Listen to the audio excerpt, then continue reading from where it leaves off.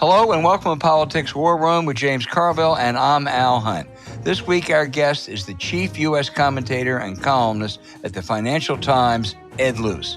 Remember, we love taking your questions, so write into politicswarroom@gmail.com or send a tweet to @Politicon for next week's show. Now, we're going to get to as many as we can, but don't forget to tell us where you're from. Please check out the link to our sponsor, Lomi, in our episode show notes. We thank you for supporting this sponsor. It really helps make this podcast happen. Please tell your friends about us and remind them to subscribe on Apple Podcasts, Spotify, Stitcher, or wherever you get your podcast.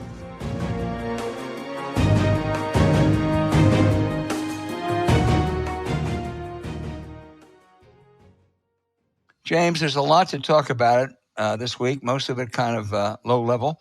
The John Durham report on the Russian-Trump 2017 connection. This guy was handpicked by Bill Barr to try to validate Trump's lies about the 2016 election. Trump guaranteed he was going to reveal the crime of the century against him. This was the greatest dud since the Edsel, the car, not our dear friend Tom. Durham acted like a political hack, conspiring with Barr to find stuff that just wasn't there. His top aide and another prosecutor quit because of unethical prosecutorial behavior. In 4 years, more than $6 million of taxpayers' money. Here's what he brought. He had two indictments, both against kind of mid-level figures. Both were quickly, in a matter of hours, dismissed by the jury, and they were found innocent. And he, in a case handed to him by justice, he cut a non-prison deal with an agent who doctored an email. That's everything that John Durham did. That compares to the Mueller report that Republicans love to criticize as a waste of money. Less than 2 years, half the time of Durham, 37 indictments, convicted Trump's campaign manager and his deputy, Trump's counsel and national security advisor.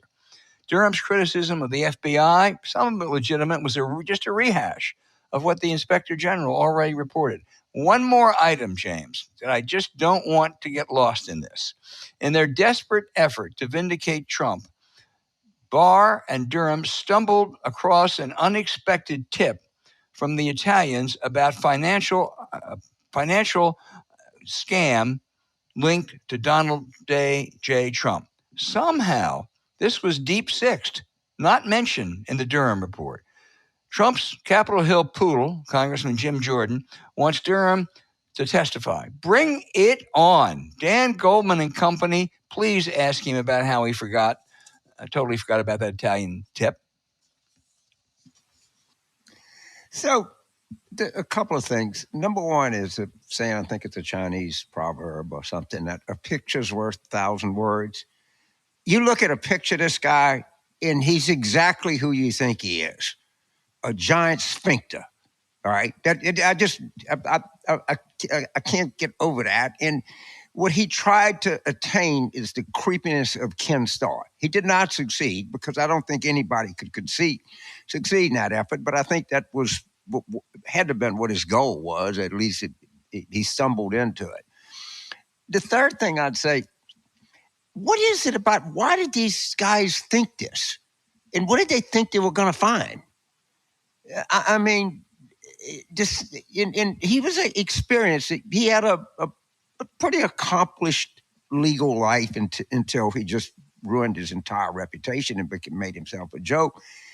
And, Bill Barr, I remember people telling me, well, he's pretty conservative, but he really cares about institutions and, he's kind of affable, smart guy, and he's kind of known around the Washington legal community. Where do these people start believing this? I don't know the answers to that.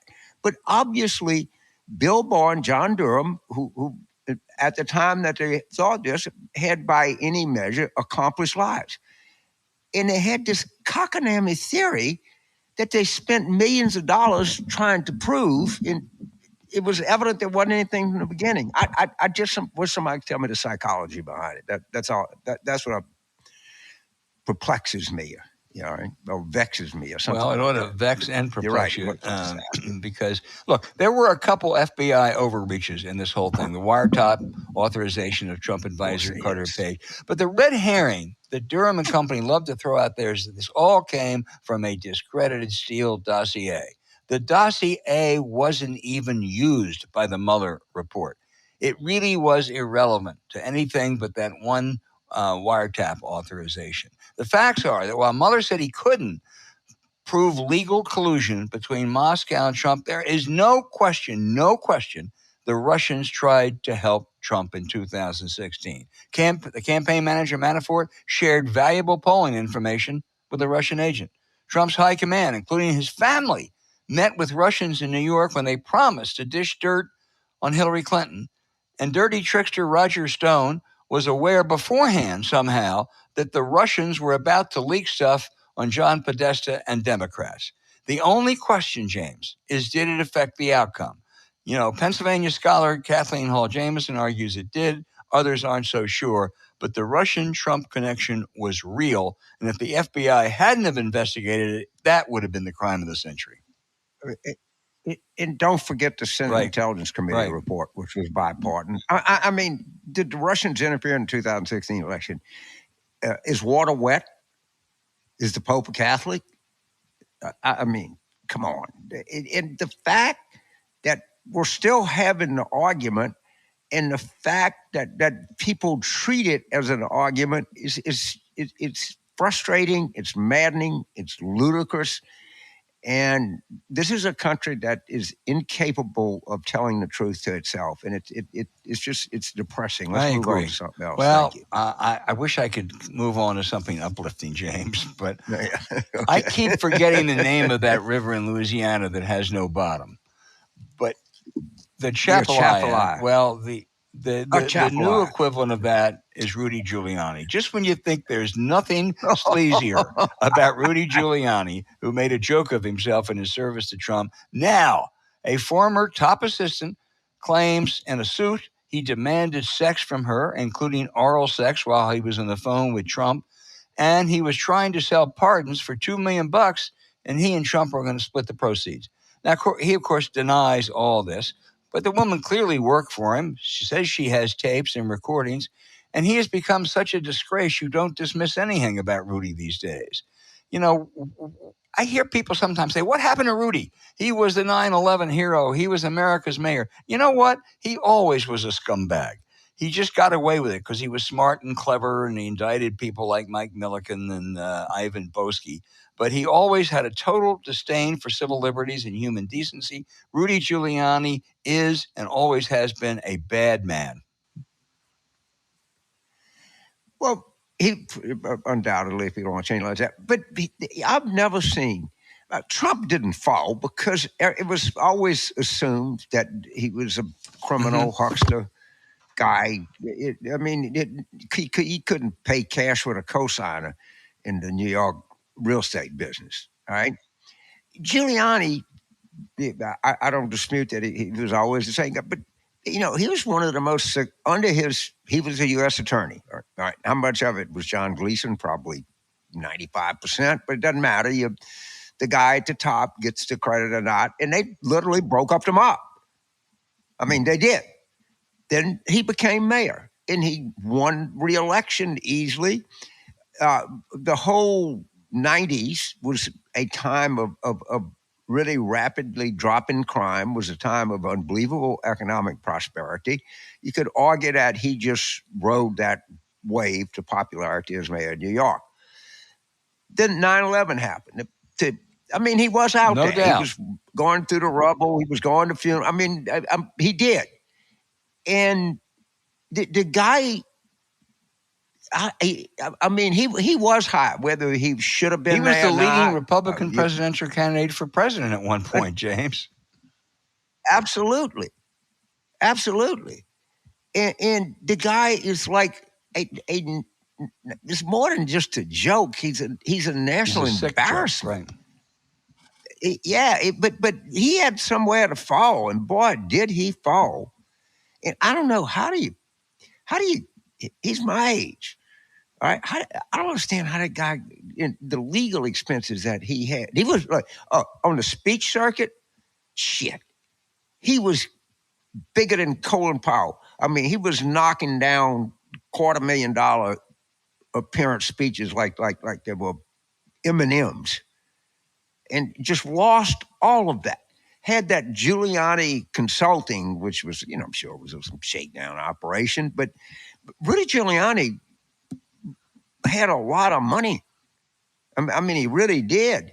And he's lost it all. He nothing but, defend himself against every imaginable kind of criminal or civil case you can. But I just, it's stunning. I guess you have to be right that behavior was always there, but he did a pretty good job of suppressing it, or it didn't manifest itself to the extent that it's one of the all-time great scumbags. I mean, ever. And the Fraud Incorporated, or whatever, Lev Parnas, that whole thing. Oh my God! Right. Oh, he's just. Hopefully, this is the last time we'll ever have to talk about this sleazy character. It won't. It won't.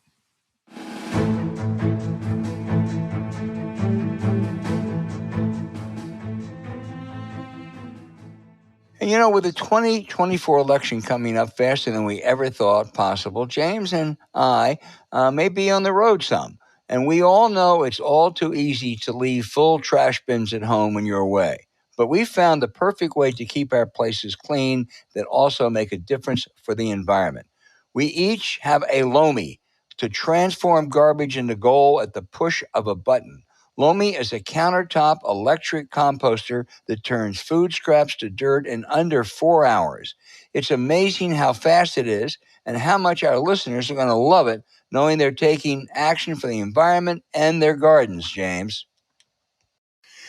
This product is unbelievable. What we got coming up? We got Memorial Day. Have cookouts, backyard stuff. Of course, you're going to cook too much, and you dispose of it in your trash can, and if you don't change it out or you leave, it stinks to high hell. This solves that problem.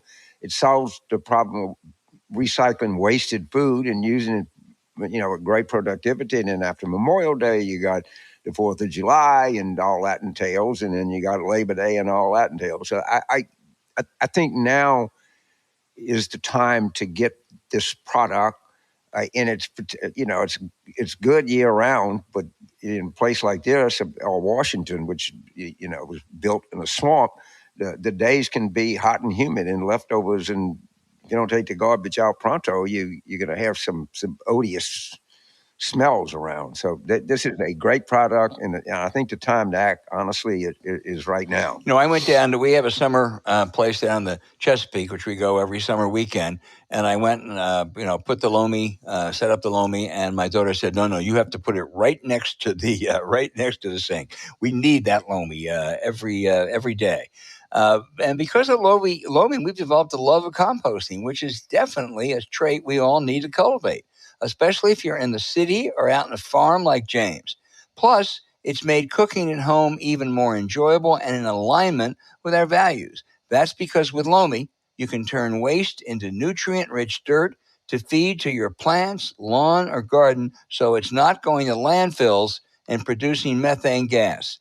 Now, all our food scraps, plant clipping, and even those leftovers you forget in the back of the fridge go back to the ecosystem. Now, even better, anyone who uses Lomi can grow more nutritious food right in their backyard. It feels so great knowing there's no food rotting in your garage and smelling up the kitchen. Thanks to Lomi, I only have to take the trash out once a week, and it's a hassle-free, mess-free experience. Imagine having no more leaky bags. There's no smell when it runs, and it's really quite quiet. It's making it the perfect complement to a tidy, classy-looking kitchen. And since I'm planning a lot of summer dinners, I don't know how I'd do it without Lomi. So whether you want to start making a positive environmental impact or just grow a beautiful garden, Lomi is perfect for you. Head to lomi.com/warroom and use the promo code warroom to get $50 off your Lomi. That's $50 off when you head to lomi.com/warroom and use promo code warroom at checkout. Thank you, Lomi, for sponsoring this episode, and you also can find the link in our show notes.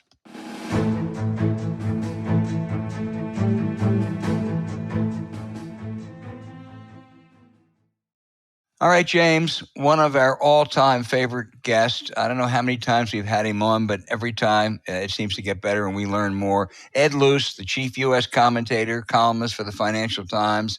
He's traveled the world. He can write about American politics, global politics, everything.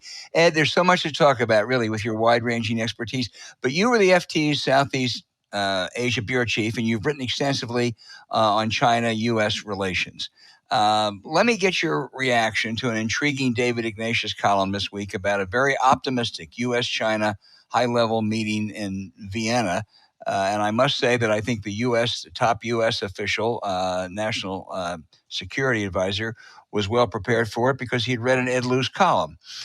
So tell us, do we think there may be more better times ahead in this dangerously estranged relations?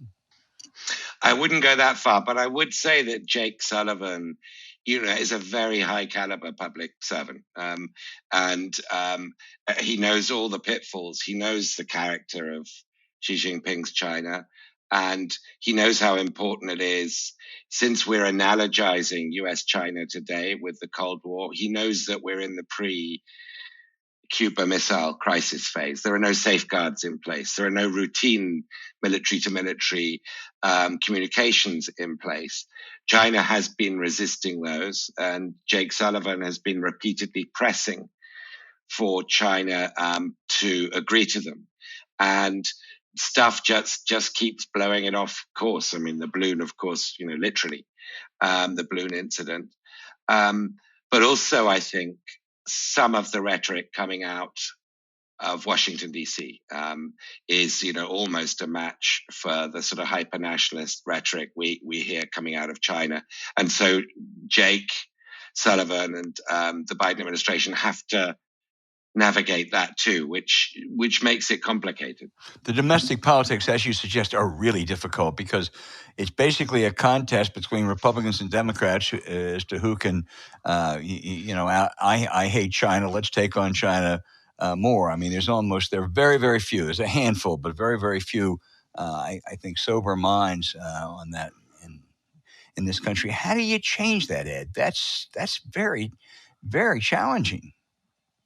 It's really difficult. I mean, in the past, you could always rely on the business lobby, the Chamber of Commerce, the Business Roundtable, but they're completely divided now. There is no business sort of peace faction, if you like, to lobby against the prevailing hawkish direction. And partly that's, China's fault. It's been ripping off the innovators, the creators. It's barred, the Googles, the Metas, the everybody but Apple from China. And so all you're left with is really Wall Street and private equity, who do maintain a massive exposure to China. But they're not the business world on their own. I think you have to, rely on the fact that there are people like David Ignatius, Fareed Zakaria. There are sort of Ed Luce. I wasn't going to include me, but I mean, there are voices that are not from sort of weird parts of the spectrum.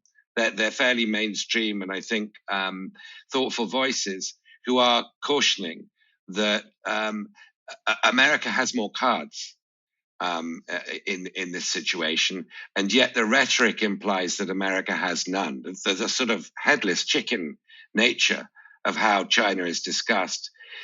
It implies that we're about to be taken over in some sort of dystopian futuristic movie, and that we're all going to be, at the mercy of Chinese robots or AI. And it's just not that bad. Exactly. One interesting point may be Ukraine, where China seems to want to play some sort of mediator role. Now, if they bring pressure on Moscow, and I'm not sure they will, I don't think, it seems goes back and forth, that's going to make it difficult for Putin. Can they really play a major role in Ukraine, and will the U.S. encourage that?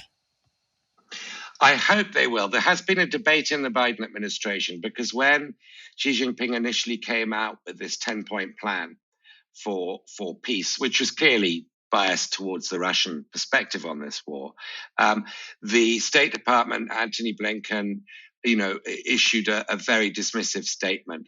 Since then, they've been more open-minded about it. And I think the latter stance is the more correct one. It's that we don't agree with the premise of your 10-point plan, but we welcome any attempt to broker an end to this gratuitously unnecessary, violent war.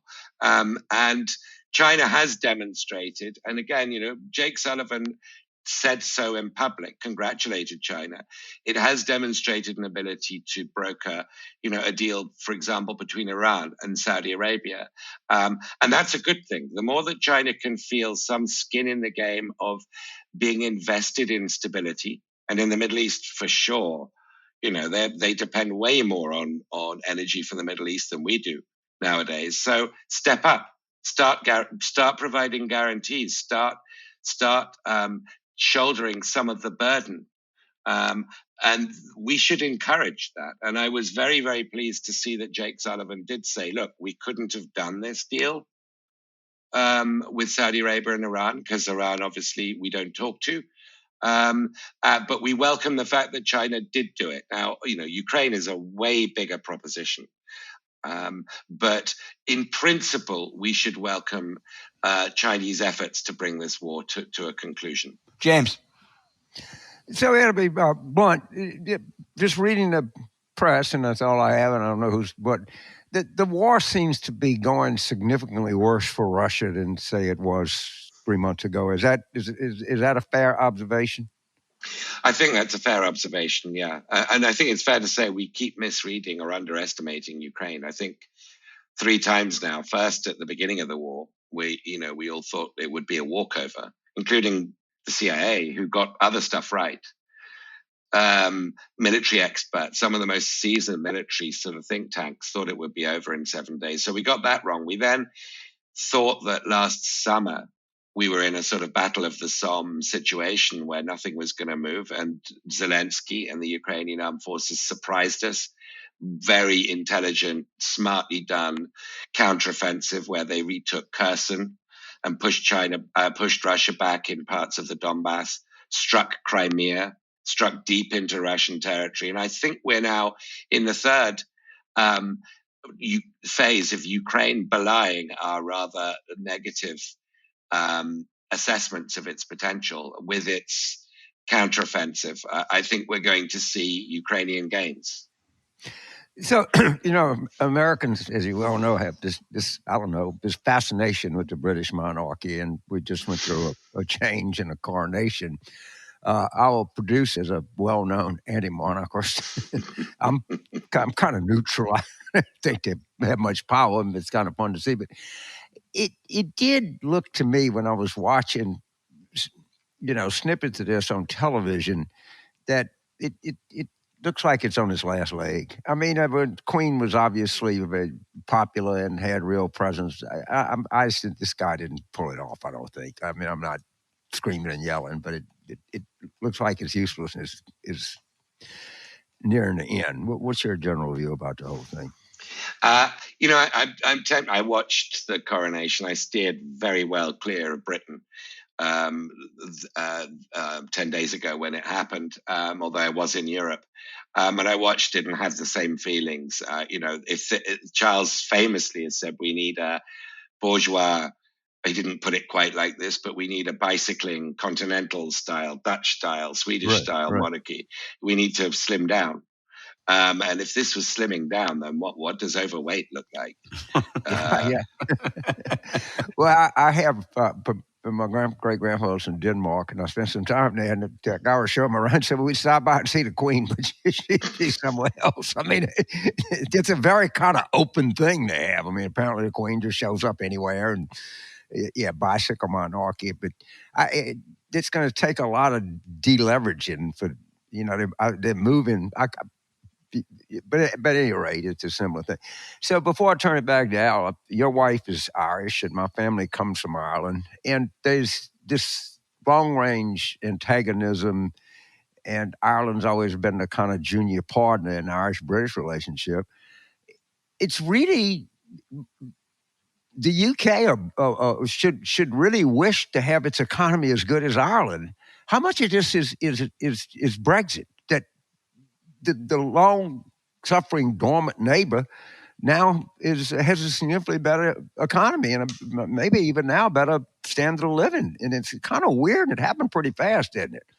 Happened very fast. I mean, it's funny that, the one area of Britain that's caused such problems with the Brexit withdrawal deal is Northern Ireland, with the Northern Ireland Protocol. And they got a deal finally, that, let's have a red channel and a green channel in customs. Who'd have thought such genius could be applied to a problem of Northern Ireland and the single European market. And so Northern Ireland is in the unique position of being in the British economy and in the European economy, and it's by far the fastest growing area of Britain, Northern Ireland. And ironically, the Conservative government is boasting, look, you're doing so well. I said, well, I wonder why they're doing so well. That's an interesting question. Let me think about that one. A, clear holster. B, pull trigger. Albert? Ed, you mentioned that you had just gotten back from Europe. There is a real possibility, maybe not a probability, but a real possibility that the next president of the United States could be Donald J. Trump. What is the view from London, Berlin, Paris, Moscow, I suppose, of that prospect? And are they worried about it? And just tell us.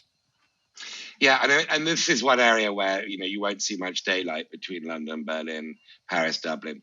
There is deep concern, that without the United States, it's quite clear that the West's response to Putin's invasion of Ukraine would not have been anything like this. It might well not have been enough.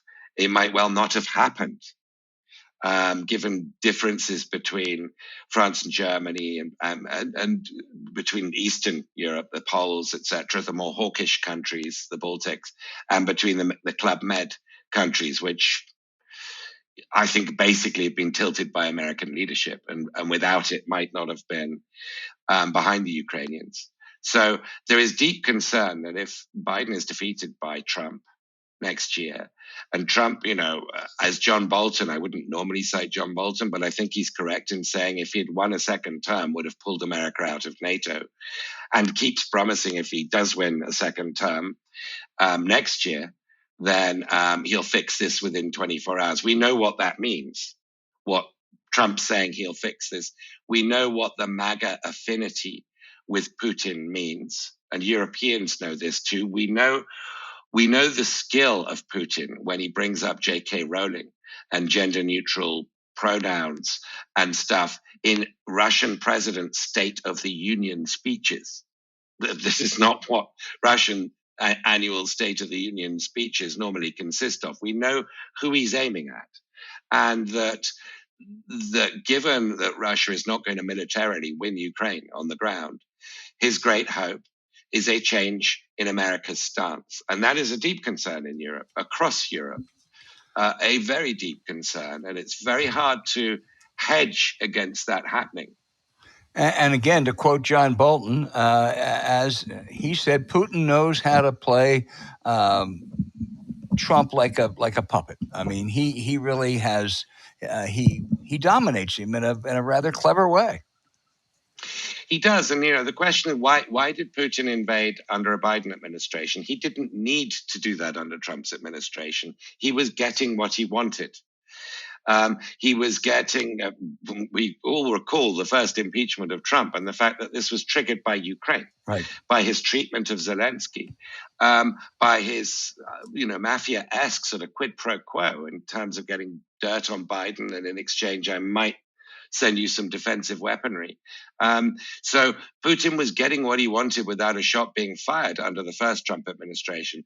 The second would be unhinged compared to the first. We would begin with people like Rick Grenell as Secretary of State. There would be no adults in the room.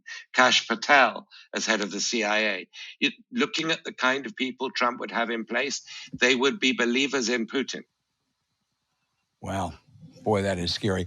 You write a lot about American politics. You're writing, or just have written a piece about Kamala Harris. How important do you think Harris or the perception of Harris is going to be to this upcoming presidential election? And has she grown at all in the job? And I should ask you your views on this too, but I'll very, very quickly summarize my column, which is, that the conventional wisdom is that running mates don't have an impact, and historic data shows, and again, you both know far better than me, very rarely have anything more than a marginal impact on election outcomes. I don't think historic data is much use in today's American political climate. I do think because of Biden's age, that Kamala Harris is going to be a target, and I do think that she's been languishing in the approval ratings, and that she might be quite an effective way of a Trump or a DeSantis drawing blood from a Biden-Harris ticket. And therefore, there's a lot of passive aggression in this White House between the vice president's office and the Oval Office. And they've got to get over that quickly, because he's not going to drop her. He can't drop her. And it's quite correct to say that, she is a heartbeat away, even more than it would normally be. She is a heartbeat away from the presidency. They've got to build her up, and they've got to build her up quickly. And I think this passive aggression, maybe they're getting over it now, but I think they've got to get over it quickly. But as I say, I'd be fascinated in your views on this. Well, I'm going to yield to James, but I subscribe to every word you said, literally. I do. And I do think, however, it's not going to be an easy task to build her up. 2.5 years has taken a toll, and they're going to have to carefully select issues, I suppose, and platforms, but it's a real challenge. James, your take. Well, first of all, I agree with the whole premise of the conversation on Vice President Harris. So one of the events that really got a lot of from the journalistic political view was the CNN thing with Trump in New Hampshire. And, I kind of back and forth on it, but one of the valuable things is Trump is telling you exactly what he's going to do in the second term. He's basically saying, I'm going to be Putin's puppet. I want Russia to win. To that extent, sometimes people, because we assume that Trump lies about everything, we don't believe him when he's telling the truth. And he's telling the truth, and I'm your retribution. I'm going to get everybody back. That's exactly what he's going to do. And going forward, do you, in terms of platforming Trump or making some kind of deal to get him out there, you think it's more harm or good in doing this? What would be your general observation about how much should we pay attention to Trump, and how much should we cover it, and how much should we let him have this kind of exposure that he obviously gets when he does this? I mean, I would completely not take the tack that the CNN took. I think that was a mega mistake on their part. I mean, there might well have been good ratings from it. It might, on a commercial basis, have been a sound decision. And unfortunately, therefore, I think that this mistake is going to recur.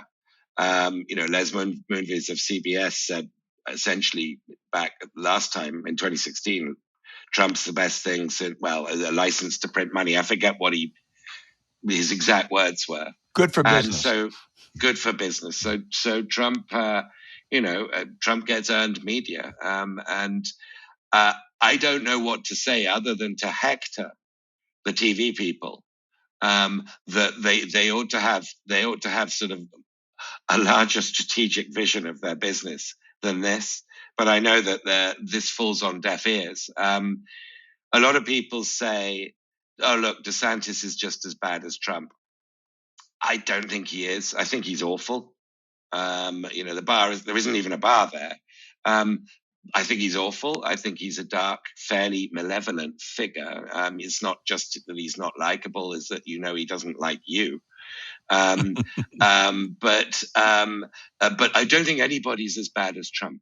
And I think therefore, the bet that Trump is the one to beat and the one we want as the nominee, we've heard that before in 2015, 2016, and we've come out the wrong end of that, and we can't afford this again.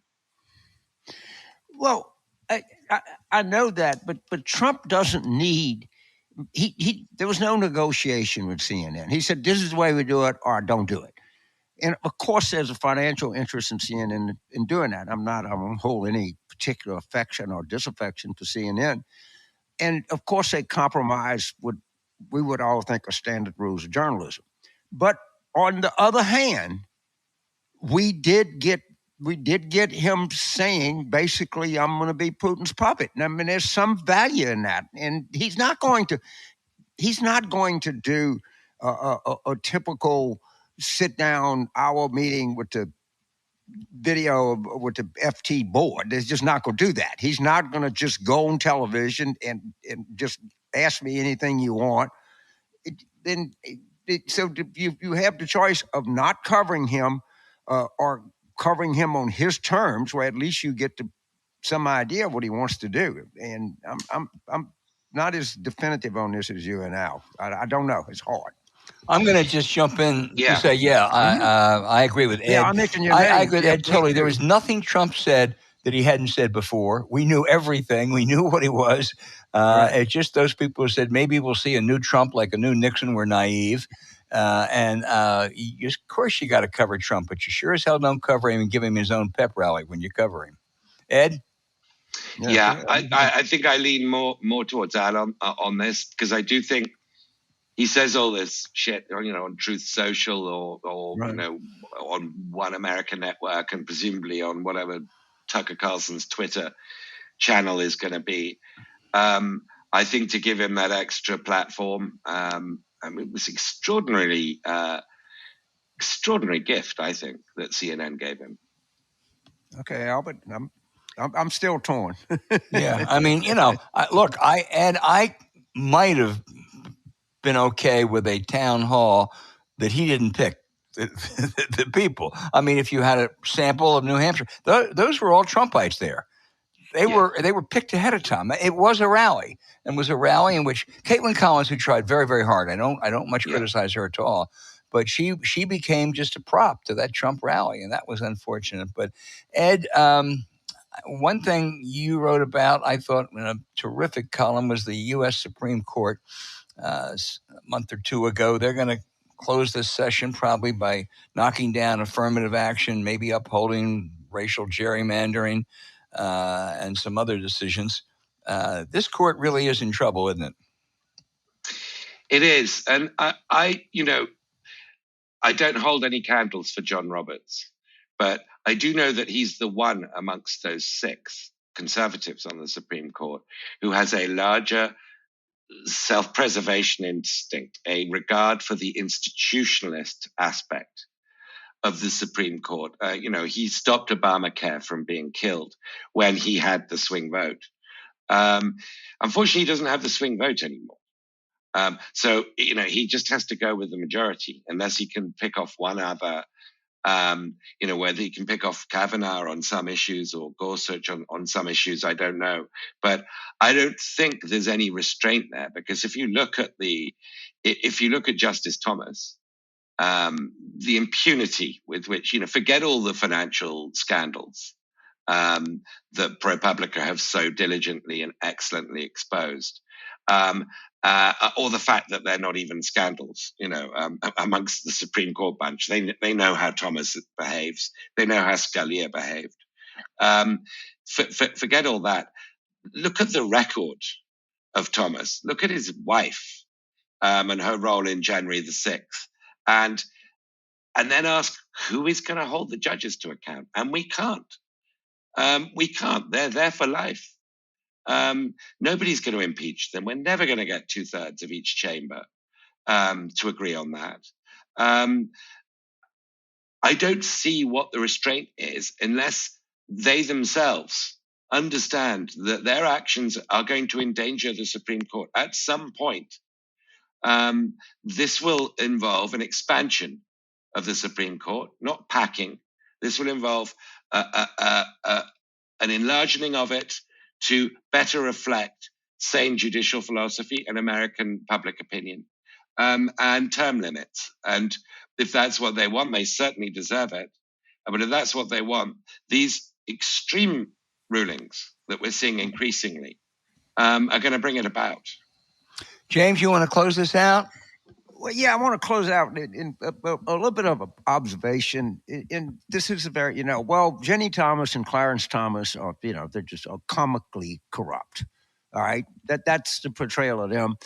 And, well, Roberts, he might be conservative, but he's an institutionalist and he's just a much higher class guy. And he and Jane are just higher class people than Jenny and Clarence. Actually, Jane Roberts made $10 million as a headhunter for elite law firms while her husband was Chief Justice of the Supreme Court. I can't tell you the number of conflicts that entails. Furthermore, Jane Roberts is on the board and quite active in an extreme anti-abortion group. I mean, like every abortion is wrong. If I were on the Supreme Court, I would ask my wife, can you stand down a little bit on this because we get all of these cases? And do you really is there something you can do that doesn't intersect with me because you're recruiting for all these high-class law firms, of which a lot of them are going to end up before me? And it used to be, and I know, to avoid the appearance of impropriety. And it looks like we give Roberts a break where we don't give Clarence Thomas one. And I don't think it's race. I think it's class, to be honest with you. But that's a general observation I have. Okay. Ed Luce, I don't know how many times we want to invite you back, but whenever you can come, always. The invite is there. You are terrific. Thank you so much. Thank you, man. I love being on. I love it. Thank you. Please invite me back. We will. We will.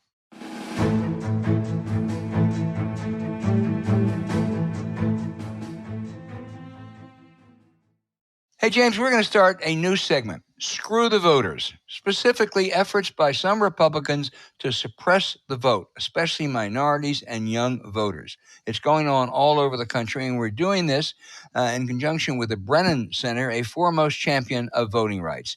Now, here's one. Virginia withdrew from the Electronic Registration Information Center, or ERIC. That sounds like a dull bureaucratic action. Actually, it was an effort by Governor Glenn Youngkin to pander to the Trump lies about voter fraud.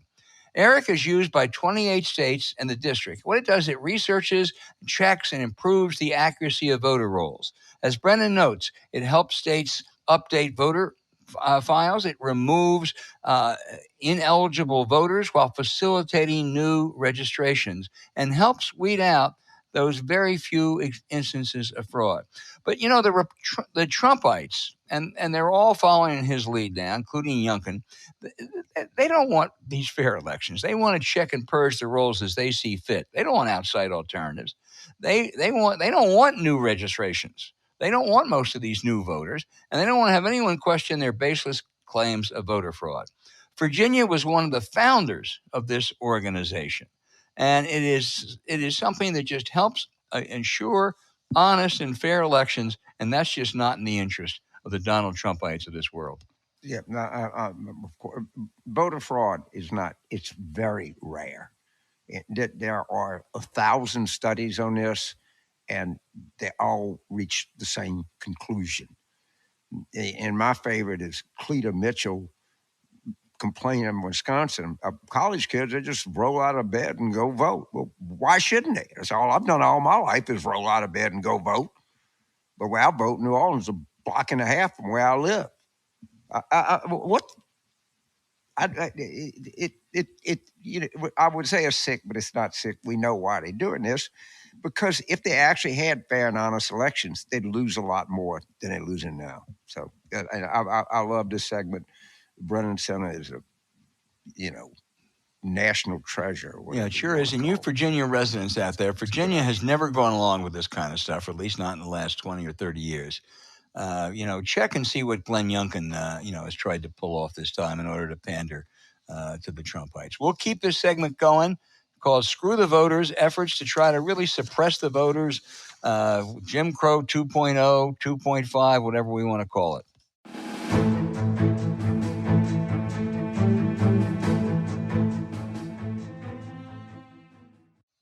Hey, James, the first known book banning on this continent was in 17th century in Quincy, Massachusetts.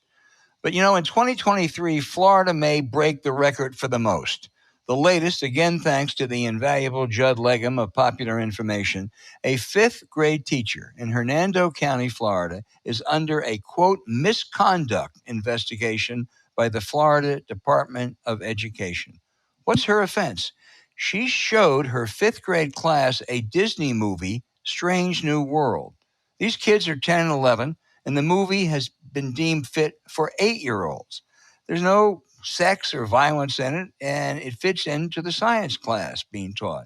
The main character identifies as LGBTQ, but that's not what the movie is essentially about. But that was enough to get the morality stormtroopers out, aka the Moms for Liberty, one of whom suggested she was sent from God. The misconduct investigation will include interrogating some fifth graders. Fifth graders they're going to interrogate about watching a Disney movie. This is really more out of East Germany or Russia during the Cold War. You know, the victims, of course, are the children. Yeah, what people need to do, what I do is show that scene in Field of Dreams when Amy Madigan called that woman a Nazi cow for wanting to burn books. My outrage is the utter predictability of the communication, or I say communications, I'll use it advisedly, by the White House and the Democrats on the default issue. There are three ironclad rules when talking about this, and they never, first of all, they said they would not negotiate. And of course, now there's good peace in the Atlantic. He's admitting that he's negotiating. So don't make a promise, that you can't keep. But the three things, there are three ironclad rules. First, don't say debt limit, say default. To default or not default, that is the question, because that's not just a technical word, that's the real word. The word I would use down here is renege, but not everybody knows what renege means, but it's the same thing. The second thing is there is no Republican budget. There is a Biden budget. There is. There is no Republican budget. And please don't tell me what you scratched out on a cocktail napkin at a bar after 4 drinks is a budget. It's anything but. And the third thing, according to David Jolly, former Republican congressman from Florida, who is a somewhat of a budget scholar. Admittedly, he was a budget obsessed guy. The United States has been accumulating debt since 1789. In that period of time, according to my cell phone calculator, it was like 1.6% of the time we've been led by Donald Trump, which is caused 25% of the entire federal debt. So if you don't say these three things, and you got everybody out willy-nilly saying this and that, of course the public is divided. They don't know, because honestly, we've done a very poor job of telling them. And I got to tell you, I never had much hope. And if there's one thing, if I could, piece of observation, advice I would give, have some message discipline and have message enforcement. That didn't just go people in administration, that goes to Democrats everywhere. And call people up and say, you shouldn't say that. Say it this way. But we don't get the default message out. We don't get the fact no one knows that they've not submitted a budget, and no one knows that is a percent of time compared to percent of debt. I wouldn't be surprised if he's up there in World War II territory.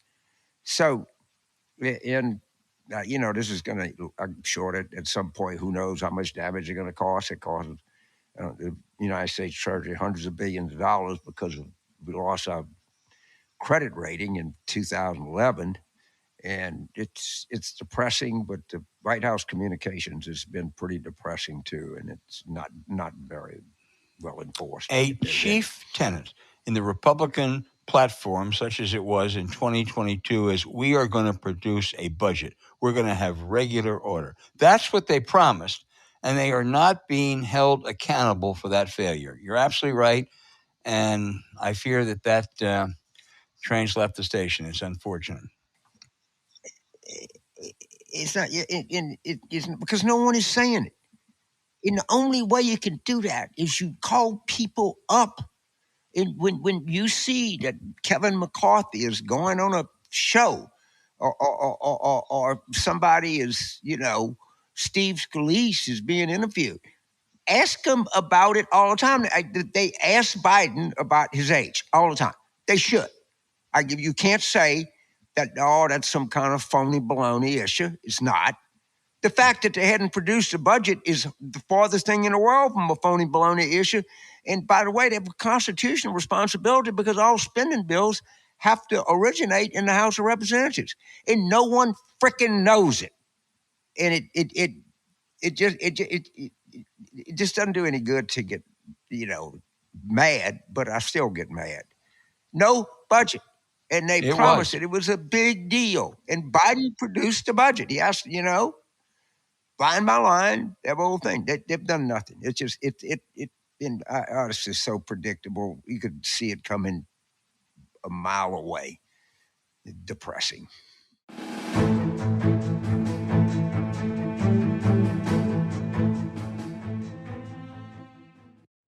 Hey, James, once again, we have so darn many good questions that I have to choose which ones we can do. But again, oftentimes we get to ones if we don't the following week or week after that. So please keep them coming. I'm going to start with Mike in Westminster, Colorado.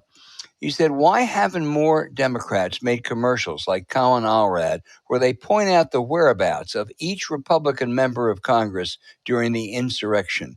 We know that Allred and Jason Crow were on the House floor ready to fight against the mob. Where but the likes of Cruz and Gosar and Hawley? They were cowering in fear or like sissies ran away. This needs to be made an issue. Well, first of all, this show is a huge Colin Allred. We love Colin. I think people are genuine. What I hear out of Texas, people are genuinely excited about his candidacy. And he is, I'll never forget watching January the 6th and some Andy Biggs, some Republican congressman in Maryland. It's like started out like he was going to, attack Colin, and he thought better of it, and he made a very wise decision. A very wise decision. I hope, if you look at Cruz, he is, Trump says his wife's a hag, his dad is a murderer. He goes to Cancun and he blames his teenage daughters. Cruz is not a man. Colin is and I know it's kind of sexist to say, but in terms of that ethos of Texas that you kind of stand up, Colin was a football player at Baylor, spent five years with the Tennessee Titans in the NFL. I mean, he's a real strong dude. And I would just use a photo of him in a Baylor uniform, sweating full of mud, and Ted Cruz in the Houston airport with carrying around that Liberty roller bag as he was escaping Texas. But I'm excited. And, I'll get this in because I was very involved in it. But for the Democrats, like coming up Mississippi race, I don't know what it means, but it certainly doesn't mean anything bad that a Democrat won that Jacksonville mayor's race, which was the largest city in the United States. It was run by a Republican. It was Ron DeSantis' home county. The Democrat got outspent 4-1, and it's a legitimately kind of swing county. It's the city of Jacksonville encompasses all of Duval County. And I think, and then Nikki Fried, who's my dear friend, who's the party chair, who lost the Democratic primary for governor in 2022, I think that we can get a little excited about this because we'd had nothing but, awful news, horrendous news coming out of Florida. And this might signal something a little different.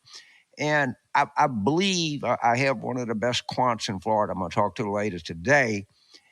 But I think this, what preliminarily I'm being told, is this is like a 2022 election where Deegan, I think was the name of our candidate, we had an outstanding woman candidate, and did a little better in the Republican areas than is normal. And that prove to be a part of the victory. I don't know that for sure. That's very preliminary, but I'll be able to discuss it more next week. With James, I should have brought that up in our earlier chit chat because you were on top of this weeks ago. Said watch Jacksonville, and it is a big deal. It was a big upset. Also, good news for Democrats in Pennsylvania. They kept control of the state legislature by winning a competitive seat. Yes, they did, and they also the moderate progressive was elected mayor of Philadelphia, defeating someone from the left. Oh, so and don't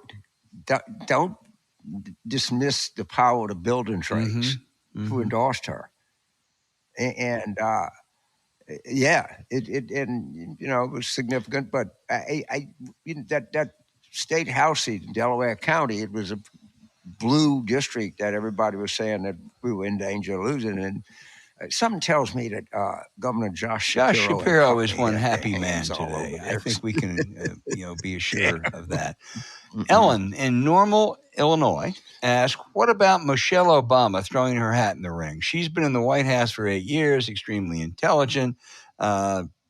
She'd make a great candidate, whether it's 2024 or 2028. Ellen, this is a game played by people who really don't have the Democratic Party interest at heart.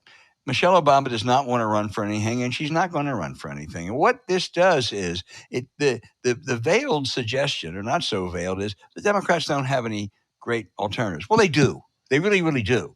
Gretchen Whitmer of Michigan, Roy Cooper of North Carolina, Andy Beshear, who I think will win re-election this fall, Mitch Landrieu. There's a lot of alternatives, and this stuff about Michelle Obama is just intended as a distraction from that.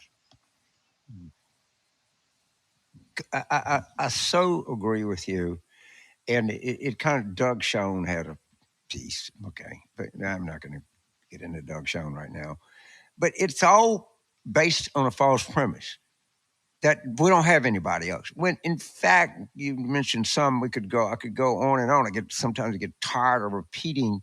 And some of these people, our friend Wes Moore, all right, some of these people have the potential of world-class talent. I mean, Josh Shapiro. When I watched Roy Cooper, Josh Shapiro, yes. I mean, I hate to go through because you always forget someone. But the point is, I generally try not to do a litany of all of the uber talented people that are in the Democratic Party because I inevitably forget someone. But I single out Roy Cooper on this. Of course, we lost the abortion thing because wasn't great. It's bad if you live in North Carolina. I don't think this is particularly helpful to the National Republicans. And we still don't know how they bought off that former Democrat, former active pro-choice person who suddenly did about a 180. And we don't know what she got for it yet, do we, James? Bought is the operative word here. But Cooper looked really strong, really aggressive, but yeah, Michelle Obama is a fine person, has done remarkable things in her life, and I'm sure she will continue to. But when people say that, what the origin of that is there's no talent in the Democratic Party, which is demonstratively John erroneous. in Kettering, Ohio, asked a question that really does bother me, vexes me, perplexes me, whatever have you. So I want you to answer it, James. The unbelievable loyalty, he asks, of Republican voters to Trump, given his demonstrated twisted nature, truly surprises me. John is 63 and never thought people could follow such a person here in the United States. Do you think our republic has reached a new low in this regard, or are Republicans forever destined to be vulnerable to this kind of demagogue? Well, Albert, but Trump, for all intents and purposes, is the Republican Party. We thought, I certainly did, that it was a kind of free trade, pro-order, national defense. Didn't had to be drug kicking and screaming to do environmental things, but the fact that Bush 41 had a pretty good environmental record. Bush 43 was a key figure in dealing with AIDS and poverty and sickness around the world. I mean, it's disaster and war and disastrous recession, but there was something that you could see there. This is not even, they still call it the Republican Party. The Republican Party today has as much in common with the Republican Party in 1989 as the Democratic Party has in common with the Democratic Party of 1875 when it was the segregationist Southern Party. So it's they're Republicans in name only. And they used to call the more moderate Republicans rhinos. Actually, the Trump people are the real rhinos. I mean, Republican in name only really defines them, because by any historical method that you do comparisons, they're anything but Republicans. Yeah, I totally agree. John in Chicago, Illinois. We covered this earlier with Ed Luce, but we got a number of questions on it. Complains CNN gave a platform to a libelous, slanderous, and bigoted man who spews his division and hate. That was wrong. John, I agree. It was wrong what CNN did. It's not wrong to cover Trump. You have to cover Trump. Not even necessarily wrong to have a town hall meeting with him, but you don't let him pick out his audience. You don't let him decide basically the questioners. You don't, in essence, provide your platform for him to have a pep rally. And that was the problem with it. And I hope we'll learn something from it. A little bit skeptical. And, a follow-up question came from Jack in Mechanicsburg, Pennsylvania, who makes a really good point. Next time he's on and he spins out this theory about Mike Pence, someone ought to ask him, does that mean that Kamala Harris could overturn the election in 2024? I don't know what he'd say about that, James. Well, all right, because you and I have had a lot of discussion on this, and everything that you say, that when you start letting people dictate the contours of journalism, they get to pick it. You don't do that, all right? And boy, if we just had Tim Russert back, or Ted Koppel, or I don't know, any of the kind of titans of journalism that I knew coming up in my career. There's one thing we got to understand. He doesn't give a shit. And no one does. No one goes on Sunday morning. You try to book a real policymaker to go there and be interrogated for 25 minutes on Sunday morning. They're not going to do it, because, and plus their people don't watch it anyway. And so the dilemma going forward is, he says, I'm going to do this, and this is the deal. And so you say, well, what CNN got of it, they got 3 million viewers, which I saw on Drudge Report that they were more than Newsmax the other night. And you have Kate, what's her name? Caitlin Collins. But she's kind of become a little bit of a media star out of this. I mean, I think when Zasloff and Chris Lick look back on it and they said, well, we got a lot of shit, but there was an upside to this. I don't think you're going to get him unless you agree to his terms, because you need. If you're a serious news organization, an upside isn't worth forfeiting your integrity, which of course is what they did. And by the way, I think Caitlin Collins did as good a job as you could do. I don't think Tim Russert could have done a good job. When you let them pick the audience, when you let him pick, it was a pep rally. That was the problem, not covering him. And I think CNN really did disgrace itself. But next we're going to New Australia. And this is, James, we have a bunch of foreign questions this week. And Andrew is asking, if negative sentiment towards Biden continues, the Democratic Party will need to consider its southern governors. Can you say a few words about them, including Andy Beshear?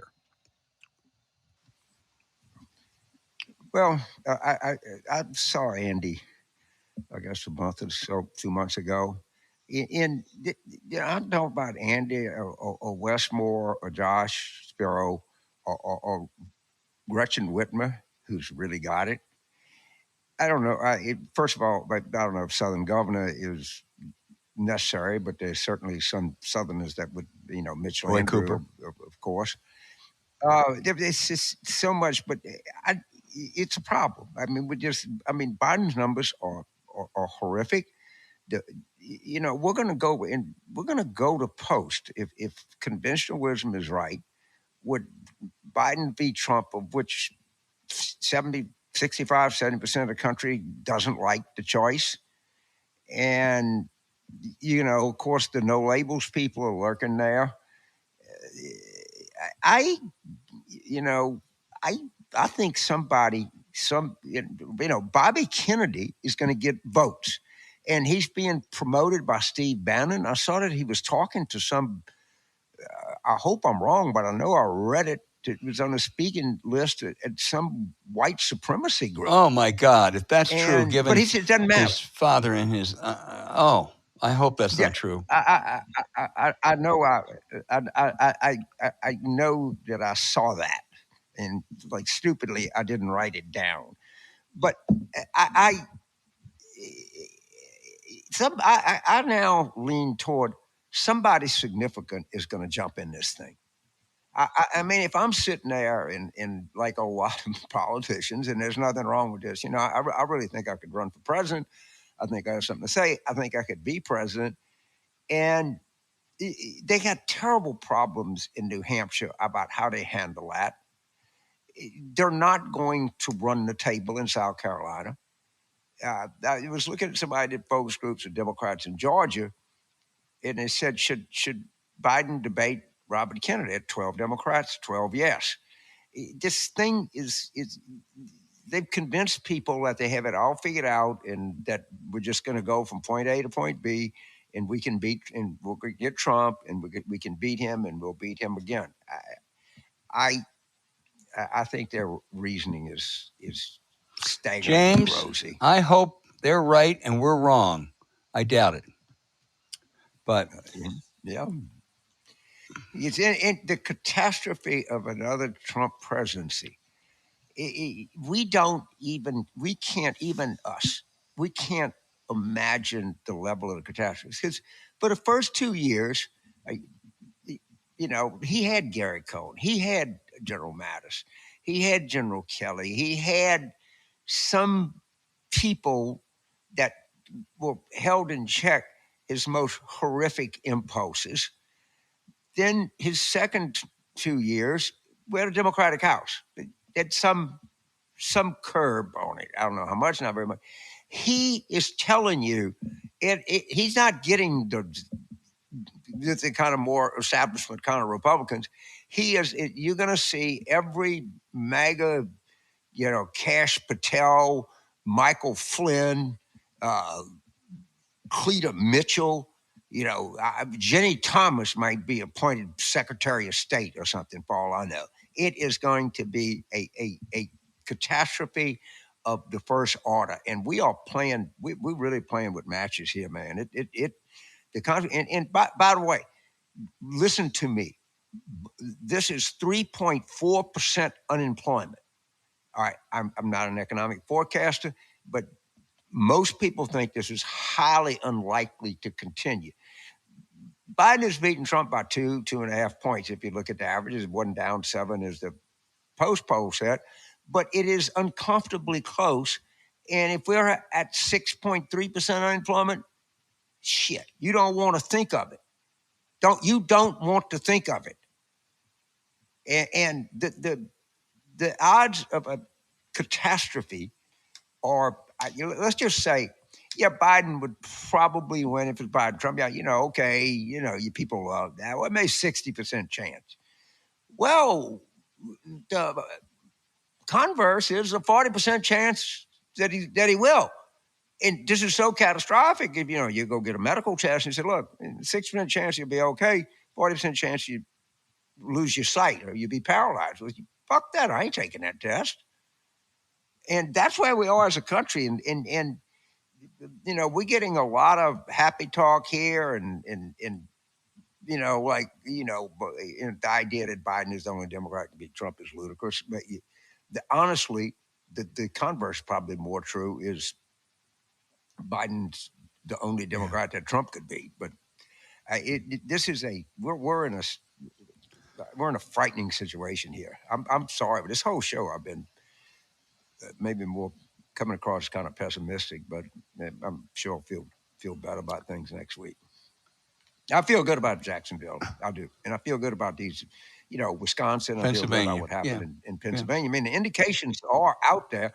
People kind of want to vote Democratic. No, I agree. Stephen, speaking in Pennsylvania, Stephen in Scranton, Pennsylvania, says the Biden administration for these next 2 years was supposed to be punching judges into the end zone nonstop. Now, with Feinstein being down, things have stalled. If Feinstein resigns, would it even matter? Republicans would not vote yay on a replacement to her on the Judiciary Committee. Couple things, Stephen. First of all, it is not. Dianne Feinstein has had a really illustrious career in the Senate. She's done some really important things on gun control and on intelligence, and she's been sick. And she came back after a 2.5-month absence, and she was asked about being away, and she said, I haven't been away. And it's time for her to step down. And boy, there ought to be a lot of wonderful tributes to her when she does. And you appoint a temporary replacement. And I'm sorry, the Republicans don't have the ability to block a replacement if there's a vacancy. They only have the ability to veto a replacement if they want to substitute someone. So that would not be a problem. And I don't know how many judges it's going to affect or not affect. I'm never quite sure what Joe Manchin's going to do. But I just hope, actually, for not only the sake of the Senate and the Democratic Party, I hope for Dianne Feinstein's sake, for her really, extraordinary legacy. I hope that somehow she will step aside. Yeah. So there's a lot of pushback to say, when this happened to male senators, there wasn't the same reaction. And okay, the person that this hurts the most, the visual of her, all right, is Joe Biden. And it just tells people, which is, by the way, unfortunately, all too true, that the Democrats are an old political party with old people in powers of leadership. I thank, Speaker Pelosi, who we both have some staggering admiration for, kind of saw that. But every time you see an image of Senator Feinstein, you say, well, she's not that much older than President Biden. And it reinforces it when people talk about the Democrats, say, well, like there's all a bunch of old people that sit there in man, when people want generational change, they're going to get it. I mean, I wrote that thing in 92. And, we talk about vice presidents. I think that Gore did help us in 92 because I think we forget, but Al Gore and Bill Clinton, even Hillary Clinton or Tipper Gore, when that first picture of them came out, it just screamed that there's a whole new generation here. And that's real power in politics. And, the older generation can't believe that the country can exist without them continuing. And first of all, it can't be true. And it's not. It needs to be replenished. And you're right. Senator Feinstein has a stunning record. I mean, the stuff that she's done, like on intelligence stuff, that is torture. It is staggering. But that's the image of the party, and it gets reinforced every time. Yeah, sadly it does. Final question is from Liz in New York City. It says Republicans constantly pivot to the idea of Army teachers as a solution to gun violence and mass shooting in schools. Why don't Democrats call them out on their hypocrisy and their near constant assault on woke teachers? Aren't they essentially saying these dangerous and deranged groomers should be trusted with guns and should be the only line of defense to protect our kids from school shooters armed with AR-15s? Liz, that's a hell of a good question. It is a great question. And all I ask anybody to do, everybody went to school, okay? And think about your fourth grade teacher and having an AR-15 at her desk. Or the lunchroom ladies, do they get armed too? All right. I mean, it's so utterly. It's so utterly. And they say this shit, and it's so. And when we answer it, we should answer it with common human experiences that we had. And you think of the teachers you had coming through school, and think of them wielding an assault weapon. It's that what they say is so stupid. And if it wouldn't be that they were shooting kids up left and right, you can't laugh at it because it's totally inappropriate. But they just say the dumbest shit that you can imagine.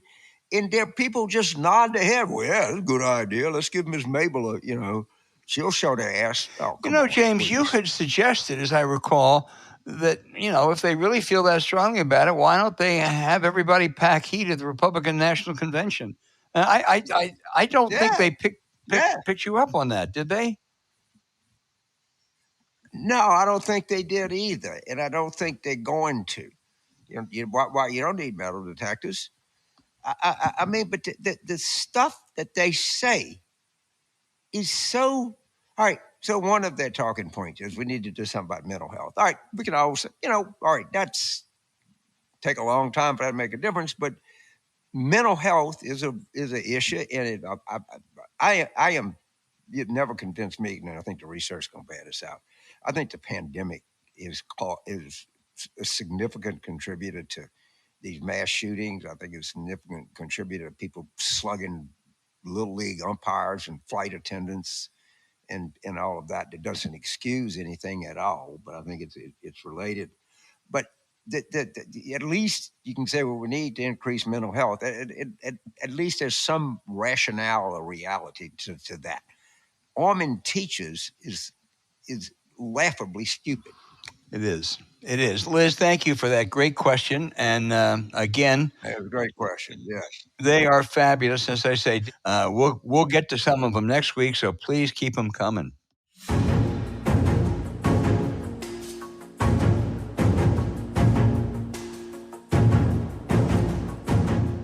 Hey, thanks for listening to Politics War Room with James Carville, and I'm Al Hunt.